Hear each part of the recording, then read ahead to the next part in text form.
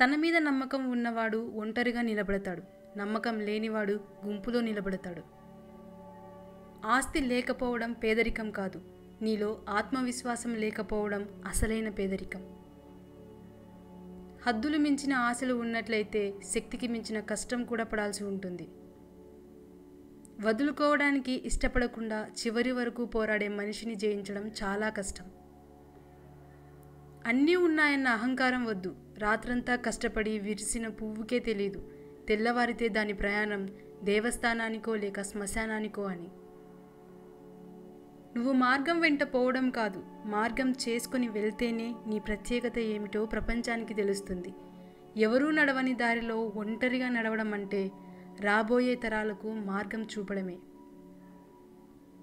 కష్టాలు చూసి భయపడకండి, సంతోషాలకి ఆనందపడకండి. అవి కేవలం మీ జీవితంలో ఒక్కో అడుగు మాత్రమే, గమ్యం కాదు.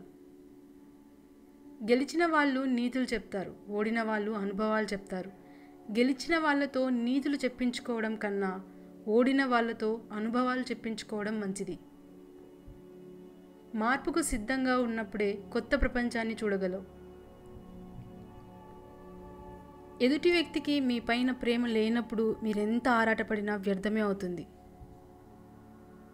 ఎవరికో బానిసలా కాకుండా నువ్వే యజమానిలా పనిచేయి. బాధ్యత తీసుకొని నిర్విరామంగా పనిచేయి. అది నిజంగా నిన్ను యజమానినే చేస్తుంది. టైం ఉన్నప్పుడు కుటుంబంతో గడపడం కాదు, టైం కుదుర్చుకొని కుటుంబంతో గడపండి. నీళ్లు నిశ్చలంగా ఉన్నప్పుడే ప్రతిబింబాన్ని చూడగలం. అలాగే మన మనసు నిర్మలంగా ఉన్నప్పుడే ఎదుటివారిలో మంచిని చూడగలం.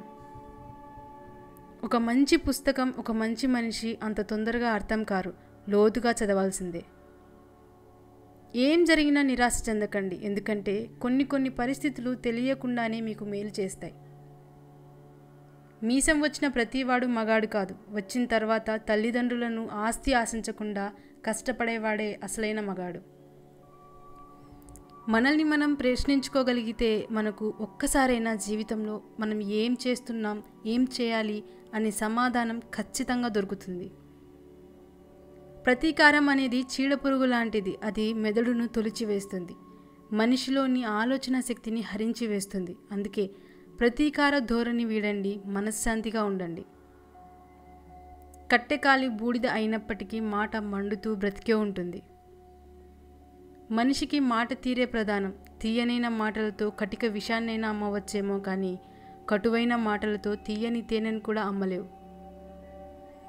మూర్ఖులతో వాదించే కన్నా వారు చెప్పేది విని నమ్మినట్లు నటించి మౌనంగా తప్పుకుంటే మంచిది.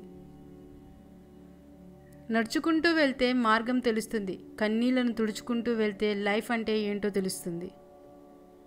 తొందరపడి కళ్ళతో చూసిన నోటితో మాట్లాడే వాళ్ళకి ఆవేశం ఎక్కువ. మాట్లాడకుండా మనసుతో చూసి మౌనంగా ఉండే వాళ్ళకి ఆలోచన ఎక్కువ. దురలవాట్లు అనేవి మొదట్లో సాలిగూడు లాంటివి, తర్వాత అవి ఇనుప గొలుసులై మిమ్మల్ని బంధిస్తాయి.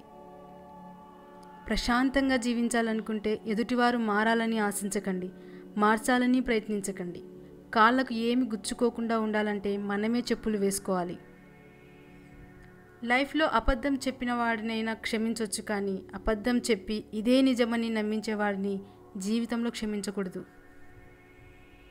ఎప్పుడు అబద్ధాలు చెప్పేవాడికి దేవుడు వేసే అతిపెద్ద శిక్ష వాడు నిజం చెప్పినా ఎవరూ నమ్మకపోవడం. పడిపోతే పైకి లేపేందుకు ఎవరూ లేరని గ్రహించిన వాడు వేసే అడుగు ఆలోచించి వేస్తాడు.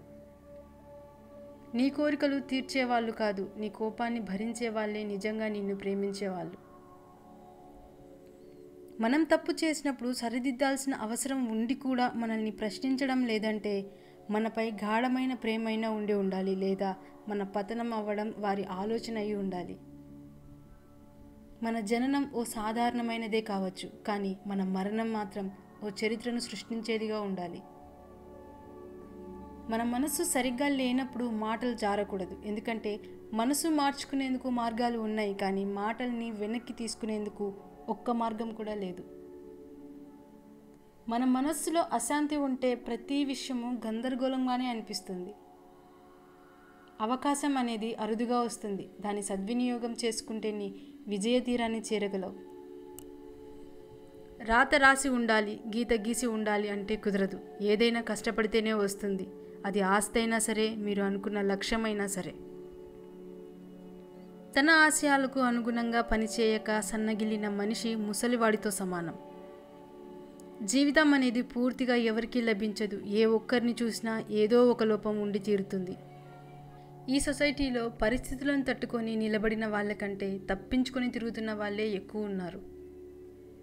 నువ్వు చేసే ప్రతి పనికి నువ్వే బాధ్యత వహించాల్సి ఉంటుంది. అది మంచి అయినా చెడు అయినా.